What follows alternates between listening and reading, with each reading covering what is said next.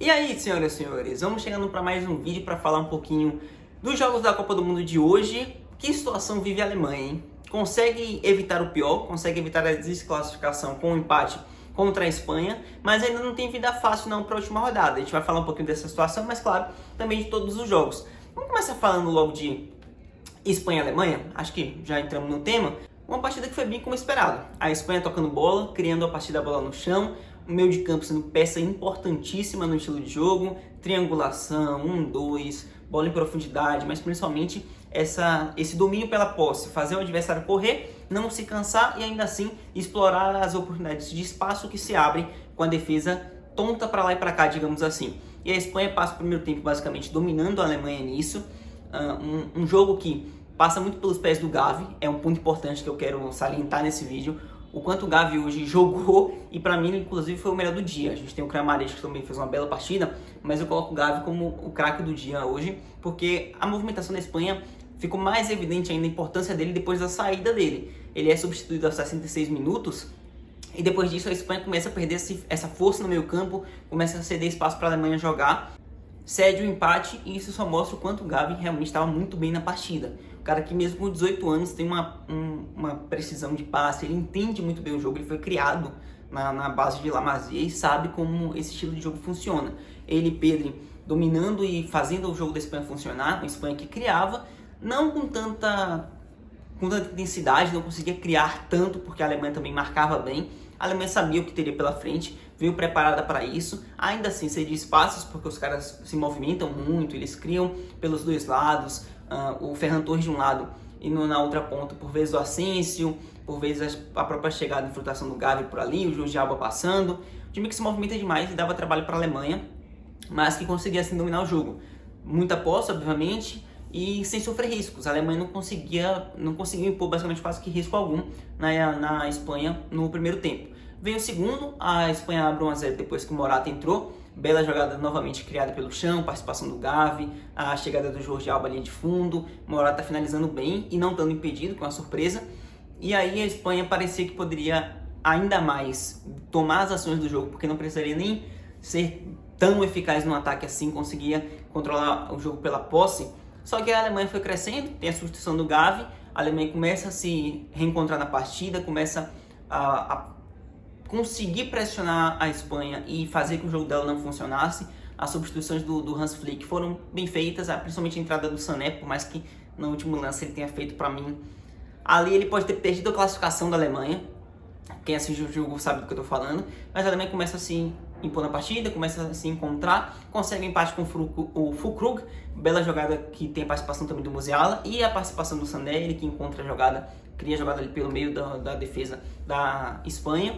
Um resultado que mantém a Alemanha viva, poderia ser melhor se tivesse vencido, se o Sané toca a bola para o lado para o Füllkrug, ou até bate antes ao invés de driblar o Simon, a Espanha teria vencido aquele jogo, mas no geral fica viva muito por conta da vitória da Costa Rica contra o Japão, que é o que a gente tem que salientar também, uma vitória que não era esperada. O Japão conseguiu vencer da Alemanha na primeira rodada e perde para a Costa Rica no segundo jogo, um jogo que manteve a Alemanha viva, a Alemanha consegue inclusive entrar com mais esperança depois dessa partida, não entra praticamente desclassificada, mas embola muito o grupo. A Costa Rica vencendo foi a 3 pontos, uma Costa Rica que basicamente chutou uma bola no gol, e foi o gol do Keiichi Fuller. Um belo gol da Costa Rica que frustrava os planos do Japão, porque se vencer estaria classificado. O Japão que jogou melhor, criou mais oportunidades, faltou a intensidade que teve contra a Alemanha. Eu acho que o Japão acabou se preparando bem melhor para aquele jogo contra a Alemanha, até pela expectativa que era criada e pela dificuldade do jogo. Só que a Costa Rica ali criando pouco, atacando pouco, se defendendo mais do que atacando, precisou de uma bola aos 80 minutos, fez 1-0 e consegue uma vitória que mantém a Costa Rica viva, mantém o Japão vivo, mas perdendo uma chance de ouro, e agora deixa a Alemanha também respirando por aparelhos, e temos um grupo todo embolado. Espanha líder com 4, segundo o Japão com 3 pontos, terceiro a Costa Rica com 3 e último a Alemanha com 1 ponto. O que acontece? Agora a gente tem a Espanha que vai enfrentar o Japão, quem ganhar vence, se tivermos empate a Espanha é classificada. Um jogo que promete ser difícil para os espanhóis, eles também com esse empate perderam uma oportunidade muito boa de já estarem classificados. O Japão é um time que consegue causar danos, a gente viu isso contra a Alemanha, é um time rápido, veloz, consciente taticamente, e a gente tem Costa Rica e Alemanha. A Alemanha é a situação mais complexa, mas se a Alemanha vence e o Japão empata, ou perde. Se o Japão não ganhar, a Alemanha vencer, a Alemanha se classifica. A gente tem o fato de que se ele perde, o Japão fica com 3 pontos, a Alemanha iria 4 vencendo. Se eles ficam empatados nos pontos, o Japão tem um saldo de gols de 0 e a Alemanha tem de -1. A Alemanha vencendo, obviamente, no mínimo vence por 1 gol. Se vencer por 2, está classificada. E -1, se vencer por 1-0, a gente tem a questão dos cartões, e aí eu já não sei quem classificaria, mas eu creio que a Alemanha se classificaria também. Mas uma vitória por 2-0 e o Japão não vencendo é o suficiente para a Alemanha se classificar. É possível e é bem mais fácil, e pelo cenário que poderia ser trágico essa altura até desclassificada, a Alemanha sai no lucro, digamos assim, nessa rodada, e vai tudo para a última rodada que acontece daqui a uns dias. No outro grupo, nos jogos do outro grupo, a gente teve Croácia e Canadá, uma partida que o Kramaric foi o grande destaque.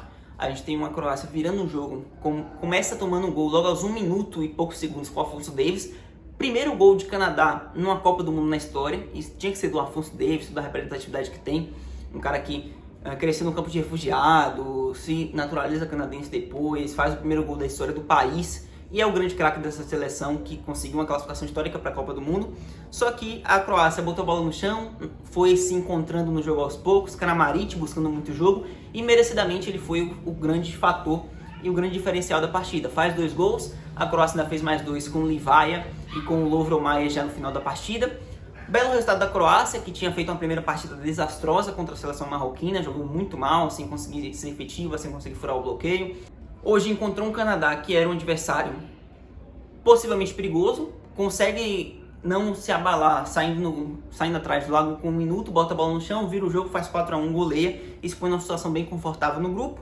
Na outra partida a gente teve Marrocos e Bélgica, e tá aí mais uma das zebras da Copa do Mundo. Marrocos 2-0, uma Bélgica que não se encontrou no jogo, que vinha de uma semana até complicada, porque a gente tem o De Bruyne falando que essa seleção não ganharia a Copa de maneira alguma, que já estão velhos, e parece que o clima não está muito legal. A Bélgica entra em campo e depois tem uma finaltada depois da partida. O Vertonghen, zagueiro da Bélgica, fala que o ataque não marca gols porque já estão velhos também. Parece que eles estão se batendo no grupo e perde para Marrocos sem conseguir criar seu jogo, sem conseguir impor seu jogo, com o Ziyech sendo um grande fator da seleção marroquina. Inclusive interessante também porque Marrocos troca de técnico pouco antes da Copa do Mundo, justamente porque o técnico antigo tinha brigado com o Ziyech e não convocava mais o Hakim. E depois, próxima Copa, a Confederação Marroquina opta por trocar de treinador para convocar o Ziyech. Ele vem num jogo de Copa do Mundo, foi importante, conseguiu ser o grande fator da seleção na partida. Marrocos é melhor do que a Bélgica, melhor, mais ofensivo, mais direto, e consegue uma vitória importantíssima por 2-0, que mantém a seleção marroquina viva. A gente tem o cenário que a Croácia é o primeiro com 4 pontos, segundo Marrocos com 4, Bélgica em terceiro com 3 pontos e Canadá o último lugar com nenhum ponto feito. Só que, o que acontece? Agora a gente vai ter, basicamente, Croácia e Bélgica na última rodada. Ou seja, um dos favoritos que eram para passar Croácia e Bélgica vai ficar de fora. Então, um duelo que vale a classificação, basicamente. A gente vai ter Modric contra Courtois, 2 seleções que, assim, obviamente não são favoritos a ganhar a Copa do Mundo, mas poderiam incomodar eles chegar umas quartas, quem sabe. Uma delas vai ficar de fora, é o que tudo indica. E temos Marrocos e Canadá. Marrocos, basicamente, contando com... Acho que se tivermos um empate, Croácia vai a 5, Bélgica a 4, no saldo de gols, Marrocos também passaria. Então, Marrocos está basicamente quase classificado. Conta com 4 pontos na frente do Canadá. O Canadá não tem como buscar, o Canadá já está desclassificado, é mais uma seleção desclassificada. Então, Marrocos pega um peixe que já está fora da briga e só para se classificar, buscar uma vaga bem histórica, a gente vê a importância dessa vitória contra a Bélgica. No geral é isso, a gente tem jogos de amanhã, vai ter seleção brasileira. Vou fazer live, provavelmente vai ser no aplicativo lá dos Jovens Rebeldes, digamos assim, depois do jogo, mas também vai ter vídeo aqui no canal, falando das partidas no geral, como tem sido, como vocês já sabem. Espero que vocês estejam aqui de novo, muito obrigado por assistir, valeu, tamo junto, tchau!